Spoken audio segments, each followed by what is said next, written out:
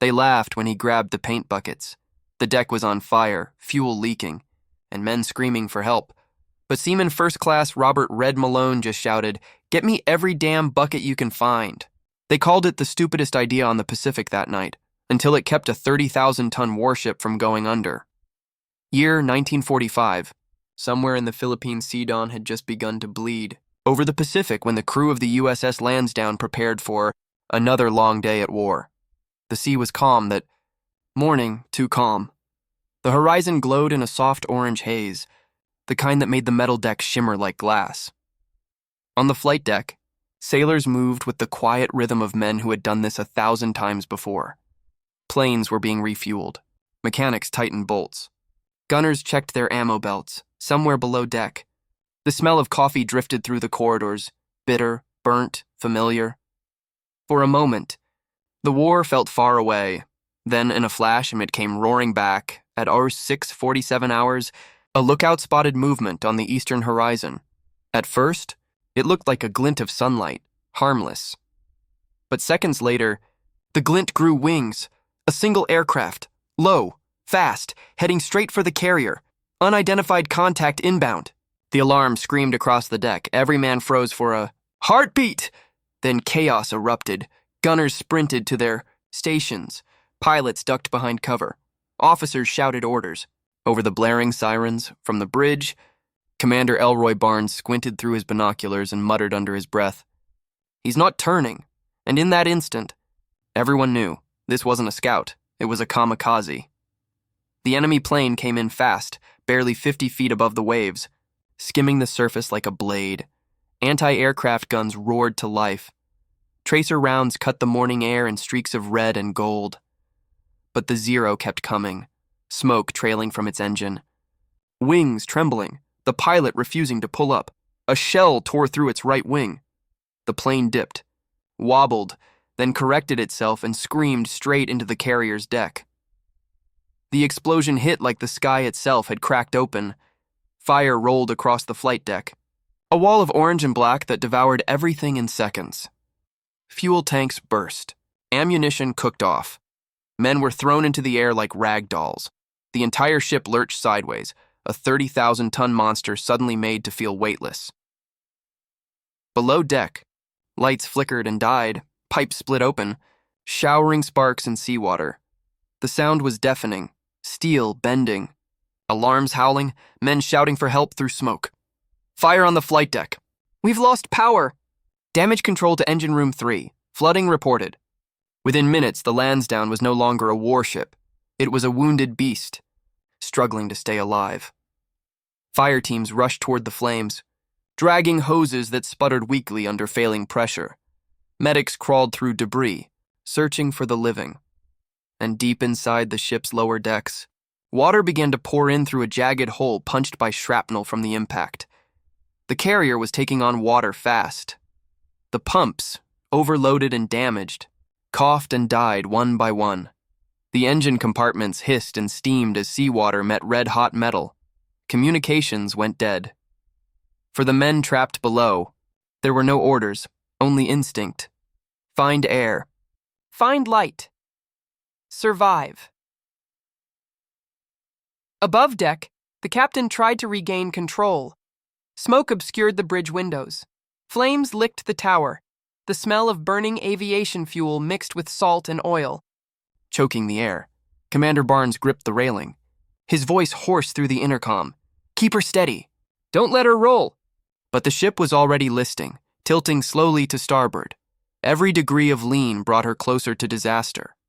Below, the sound of rushing water grew louder, and somewhere in that rising flood, a 22-year-old sailor named Robert Red Malone stumbled into the darkness, his boots sloshing through knee-high seawater, his heart pounding, his mind clinging to one desperate thought.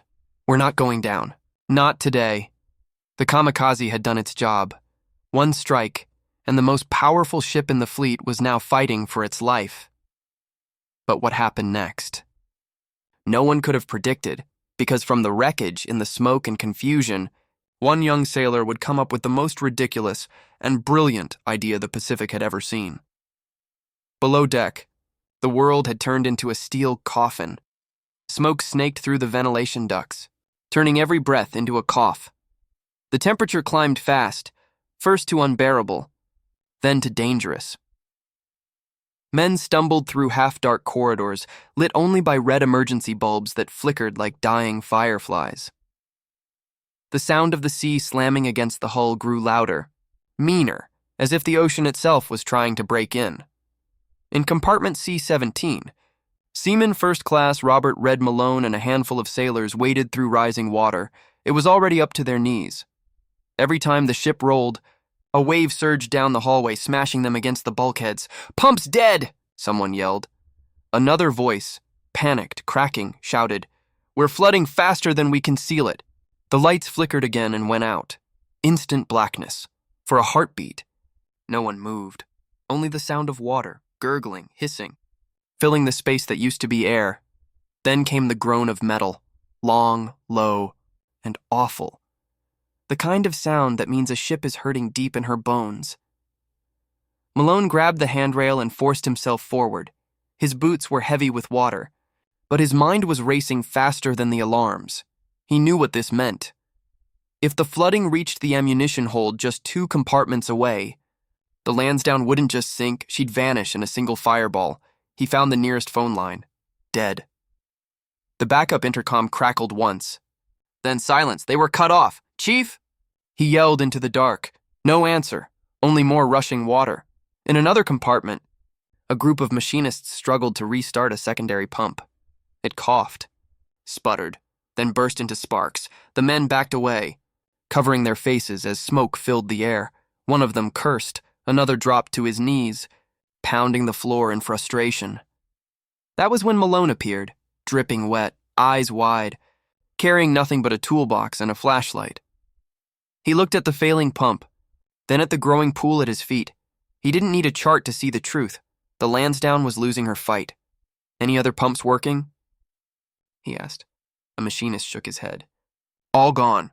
Power lines are shot. Buckets," Malone asked. "Buckets?" the man repeated, confused.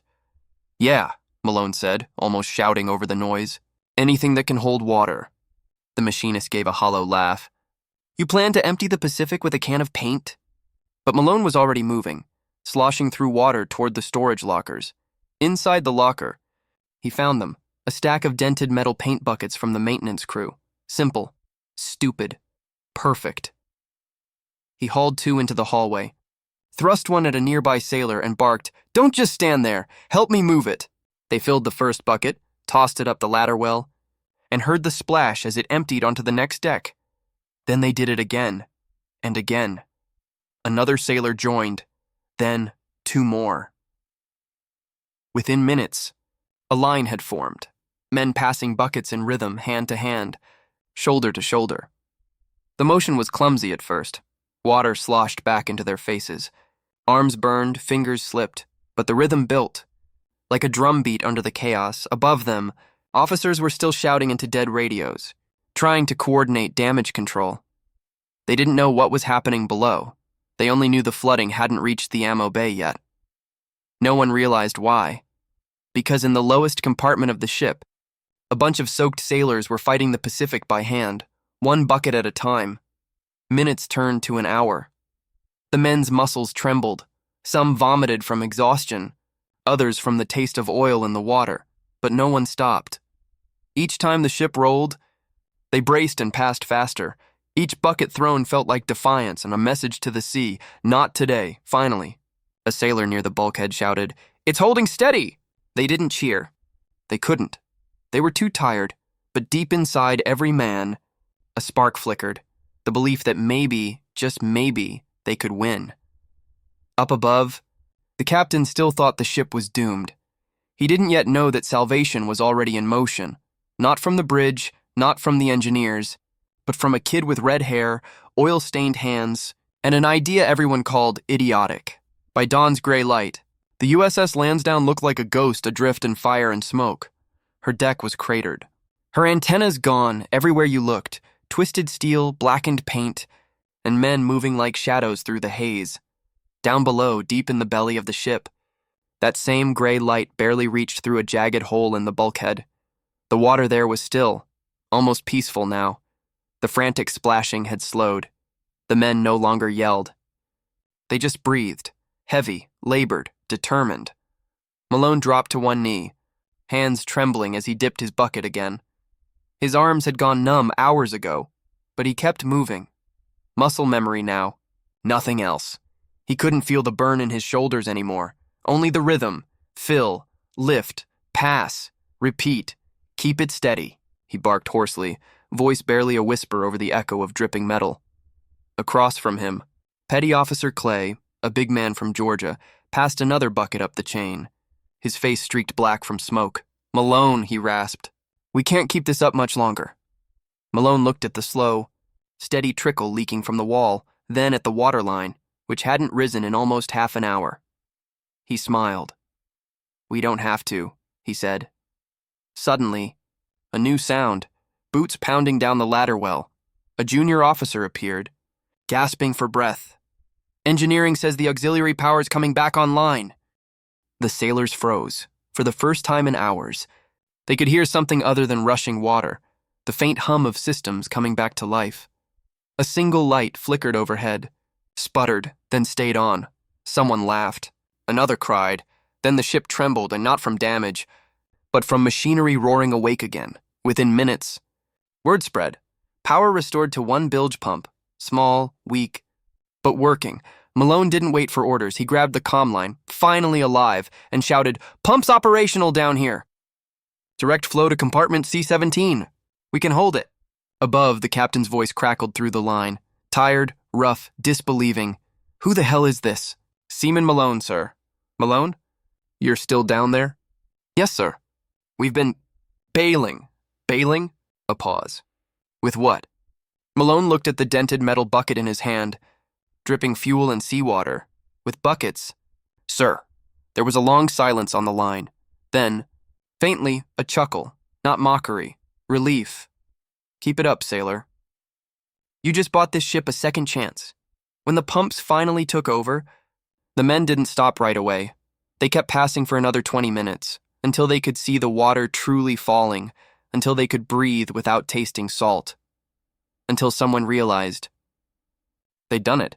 The compartment was battered, yes, but it was drying. The leak was slowing, and the ship was still afloat. On the main deck, the captain stood by the railing, watching the smoke curl into the pale sky. He thought of the men who'd been lost, and of the ones still fighting below. Unseen and uncelebrated, when his XO approached, clipboard shaking in his hands, the captain didn't ask for numbers. He just said quietly, "Find that sailor Malone.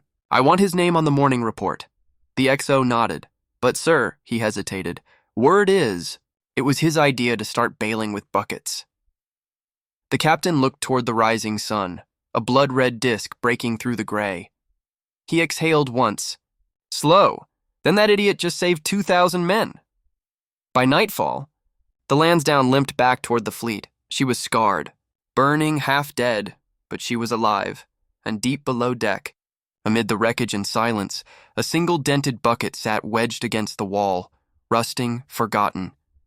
But once, in the hands of one tired sailor, that bucket had held back the sea. By the time rescue destroyers reached her, the Lansdowne looked like a wounded animal limping home. Her starboard deck was charred. Black smoke still curled from a dozen small fires. Sheets of metal hung off the hull like torn skin, but she was floating at sea, and in the world of the Pacific War, that was a miracle. The rescue crew expected corpses and chaos. What they found instead was silence. The quiet of men who had already fought death and won. On the lower decks, they discovered the bucket line. Dozens of sailors, filthy trembling, still clutching the same dented pails they had used for hours. They looked less like soldiers and more like ghosts made of salt and smoke. A medic approached Malone, his hands raw, nails broken, eyes red from exhaustion. "You all right, sailor?" Malone nodded once, still catching his breath. Then faintly he grinned. "Yeah, but I don't think I'll ever look at a bucket the same way again." When they finally towed Lansdowne into safe waters, the Navy board prepared for what they always did after disaster: an inquiry, reports, blame. But this time, there was something different in the paperwork. The ship's logs showed something unusual, a 4-hour gap where the flooding should have destroyed the engine compartment, and didn't. When questioned, the chief engineer pointed to the lower deck. "Ask the kid," he said, the redhead with the busted hands. Malone was hauled before the board, still in a torn undershirt, grease up to his elbows. He stood at attention, exhausted but proud, while officers in clean uniforms leafed through his report. One of them, a silver-haired commander, squinted at the last line. "You mean to tell us you stopped a compartment from flooding?" "Using paint buckets?" Malone hesitated. "Yes, sir." The commander looked up, incredulous. "Whose idea was that?" Malone swallowed. "Mine, sir." A pause. Then, to everyone's shock, the old man laughed. "Well, son, that's the stupidest, smartest thing I've ever heard." Word spread fast, faster than any rumor. First through the engineering crew, then through the deckhands. By the time Lansdowne reached port, every sailor from Manila to Midway had heard the same story. A kamikaze hit. The pumps failed. And some idiot with a bucket saved the whole damn ship. Weeks later, the Navy issued its official citation. It didn't mention the word bucket, just extraordinary initiative and valor under extreme conditions. That was the Navy's way of saying, "You did the impossible." But among the crew, the legend grew bigger. They painted a small red bucket on the side of the ship, just below the bridge, a quiet symbol, a private joke, a badge of survival. Years later, when Malone finally went home, back to the quiet docks of Massachusetts, he never spoke much about that day. He worked at a shipyard, married, raised 2 kids, but sometimes, when a storm rolled over the harbor and thunder echoed across the bay, his wife would find him staring at the sea, smiling faintly, as if remembering something unbelievable. "What are you thinking about?" she'd ask. "Nothing," he'd say. "Just an old bucket." The USS Lansdowne never saw battle again. She was repaired, recommissioned, and served quietly until the end of the war. Her decks carried scars that told their own story, of fire, of chaos, and of one sailor's defiance against the impossible. And somewhere deep inside her, welded into the memory of her steel, was the echo of a moment when men refused to quit, when courage didn't come from orders, but from a simple idiotic idea. Because sometimes, the difference between sinking and surviving isn't the size of your ship, it's the size of the heart holding the bucket. It started as a tremor, a deep vibration underfoot, not the shudder of damage this time, but the hum of life. The backup systems had come online. The ship's heart, silent for hours, began to beat again.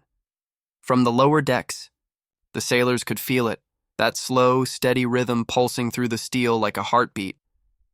And then came the sound everyone had been waiting for. The pumps. They didn't just start, they roared. Water that had been defying them all night began to swirl backward, sucked into the drainage channels and spit out into the sea. For the first time since the Kamikaze hit, the ocean was losing. On the main deck, the fire control teams, exhausted, burned, coughing from the smoke, suddenly felt pressure return to their hoses. A shout went up. "We got pressure! We got it back!" They didn't waste a second.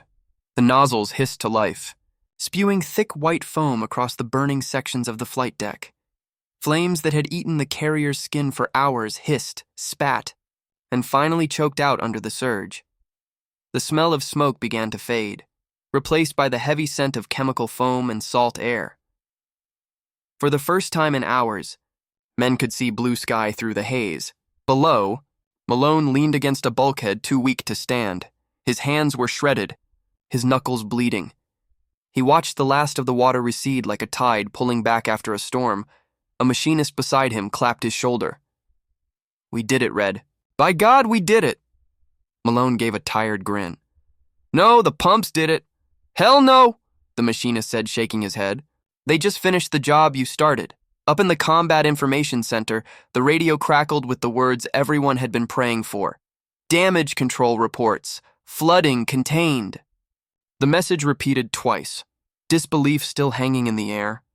Men looked at each other, not sure whether to cheer or cry. Some did both. On the bridge, the captain lowered his binoculars and let out a long, quiet breath. The sea stretched calm before him, Indifferent, endless, he had seen men die, ships burn, oceans swallow steel, but he had never, not once, seen anything like what had just happened. He turned to his executive officer. "Get the logbook." The XO handed it over. Leather cover scorched. Pages smudged with soot. The captain took his pen and began to write, his hand still shaking. At approximately 0940 hours, following a direct enemy strike by a kamikaze aircraft, the ship sustained heavy damage to the flight, deck and lower compartments. All mechanical pumps failed. Flooding reached critical levels. One enlisted sailor initiated manual removal of water using available paint buckets, forming an impromptu human chain of volunteers. Through this reckless act of stupidity, or perhaps brilliance, the flooding was delayed long enough for auxiliary power to be restored. As of 1100 hours, flooding contained. Ship remains afloat. He paused, staring at the words. Then, almost as an afterthought, he added one final line. Sometimes the sea respects fools more than heroes. The captain closed the logbook and set it aside. Around him, the bridge crew was silent, listening to the hum of engines returning to life. Out the windows, the rising sun broke fully through the clouds, glinting off the wet deck. The foam shimmered like frost in the light. Somewhere below, Malone and his crew were finally sitting down, their boots soaked, their uniforms stiff with salt. They didn't know about the log entry. They didn't know that what they had done would one day be told in training, halls and naval classrooms. All they knew was that they had refused to quit, and, because of that, the Lansdowne still floated. In every war, there are moments that defy logic, moments when survival depends not on rank, nor orders, nor luck, but on one act of pure human stubbornness. This was that moment, the miracle moment, when one sailor's idiotic idea became the reason 2,000 men lived to see another sunrise. Weeks later, the USS Lansdowne limped into Pearl Harbor under her own power, bent, blistered but unbroken. Her hull bore the scars of the kamikaze hit, her deck still pitted and scorched. Sailors lined the rails, uniforms salt-stained and torn, watching as tugboats guided them through the calm blue water. They didn't cheer. They didn't salute. They just stood in silence, letting the sight of home soak in like sunlight after a long storm. On the pier, medical teams waited, engineers took notes, photographers snapped their pictures. To the Navy, it was another damaged vessel returning from war. But to the men aboard, it was something far greater, proof that they had beaten the sea itself. At the center of it all stood Seaman First Class Robert "Red" Malone. His uniform was clean now, though his hands still bore the small, red scars from that long night. He shifted awkwardly as an officer pinned a medal to his chest from the Navy, Commendation Medal for Extraordinary Initiative, and Courage Under Pressure. The crowd clapped, reporters scribbled notes. But Malone just smiled sheepishly. When I asked how it felt to be a hero, he shrugged and said, "I just didn't want to swim home." Laughter rippled through the ranks, the kind of laughter that comes only after you've survived the impossible. Years later, historians would look back on that moment as one of the most improbable saves in naval history. They'd write in calm, academic tones that, without Malone's quick improvisation, as many as 1-800 sailors might have been lost. But those who were there never spoke of statistics. They spoke of a bucket line, of tired hands, burning lungs, and one sailor who refused to give up when every system failed. The Lansdowne would go on to serve for years after the war, her decks repaired but her legend untouched, and somewhere in her archives, tucked behind reports and maintenance logs, was one faded page written by her captain, a note about a reckless act of stupidity that turned into the reason she still floated. Because in the heart of every great ship, there's always one fool brave enough to fight the sea, and one bucket strong enough to hold back the ocean.